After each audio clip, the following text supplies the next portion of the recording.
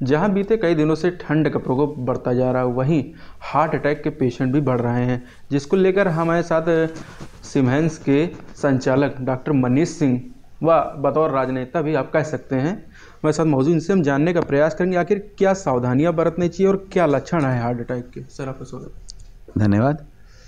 इस समय जैसे हार्ट अटैक के पेशेंट्स हैं, ब्रेन हैमरेज के पेशेंट्स हैं, ठंड में अक्सर बढ़ जाते हैं और इस समय ठंड काफ़ी बढ़ भी रही है।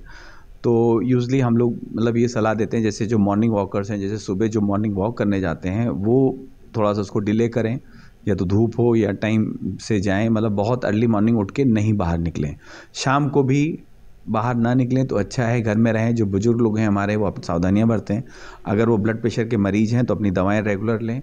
अच्छे कपड़ों से मतलब पूरा अपने आप को कवर अप करके रखें, दवाई रेगुलर लें और गर्म करके पानी पिएं।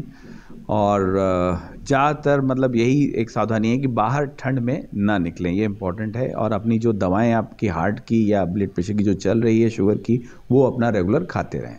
वहीं अगर देखा जाए तो इस समय जो 40 से 50 साल के बीच के युवा कह सकते हैं आप, युवाओं को भी दिक्कत हो रही, इसका क्या मतलब? ये देखिए बहुत बड़ा फैक्टर आप देख रहे होंगे, पिछले 4-5 सालों से ये बढ़ रहा है, ये फेज़ इंक्रीज़।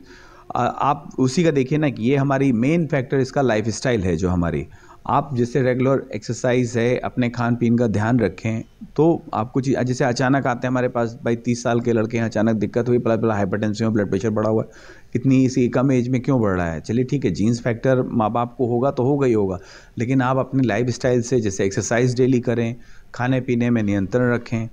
मतलब जैसे कि खाने पीने का आप समझ ही रहे हैं, बाहर का खाना कम से कम खाएं, सब्जियां, हरी सब्जियां और ये सब चीज़ों पे, ऑयल पे नियंत्रण रखेंगे तो अपने आप आपको मेंटेन करके रखेंगे। लेकिन आप इन पे कोई ध्यान नहीं देंगे तो फिर जाहिर सी चीज़ है कि ये सब बढ़ते ही जाएगा।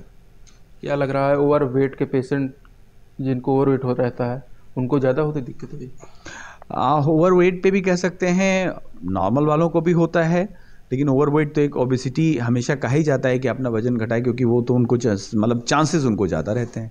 अच्छा, व्यायाम किस तरह का किया जाए जिससे दिक्कतें ना हो? आप व्यायाम अपने शरीर के हिसाब से, जितना शरीर आपको इजाज़त दे, कहा जाता है। जैसे कि भाई ठीक है, होता कि आपने अभी सुना होगा एक्सरसाइज करते करते, जैसे आप उस पर दौड़ रहे हैं, आप उस पर चीज़ें अपने हाथ से ज़्यादा नहीं, जितना आपको लगे कि हाँ ठीक है अब हम इससे ज़्यादा नहीं कर सकते तो रेस्ट करें थोड़ी देर, उसके बाद फिर आप एक्सरसाइज करें, ब्रेक में करें, थोड़े थोड़े गैप में दे के अपने आप को एक्सरसाइज से मेंटेन करें, वो ज़्यादा ज़रूरी है। अच्छा, देखा गया है आज आपके यहाँ 2 दिन से वैक्सीनेशन कैंप भी लगा हुआ है, जहाँ कोरोना के केसेस बढ़ते आ रहे हैं। आपके द्वारा एक पहल की गई है कोविड का वैक्सीनेशन कैंप, जो बूस्टर डोज जिसमें लगवाना है, कैसे क्या इसका रहेगा? बूस्टर डोज के लिए इसलिए कि अभी हमने इसलिए किया है क्योंकि कई लोग जैसे कि बूस्टर डोज लगवा नहीं रहे थे, जैसे अवॉइड कर रहे थे। तो हमारा कहना है कि देखिए कुछ भी हो, जो भी आपकी लहर आई, हम अभी काफ़ी उस हिसाब से उसने काफ़ी वैक्सीनेशन ने बचाव किया और हमारा देश और हम लोग काफ़ी, जैसे चाइना के भी आप सुन रहे होंगे, वहाँ अभी कल एक मरीज भी आया था, मतलब पेशेंट भी आया था, उसको पॉजिटिव भी था, वो चाइना में इंजीनियर है, काम वाम करते थे,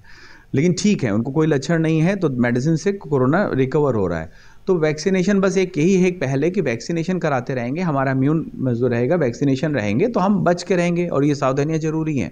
तो बूस्टर डोज जिन लोगों ने नहीं लगवाई है वो आके लगवाएं। तो इसलिए हमने प्रयास किया है कि 2 दिन ये निःशुल्क कर दी है हमने, कि आके जो लोग नहीं लगवाए हैं अपने आके लगवाएं। अच्छा, देखा जा रहा है रायबरेली में पहला भी प्राइवेट सेक्टर में है कि प्राइवेट सेक्टर के द्वारा भी कराया जा रहा है वैक्सीनेशन कैंप।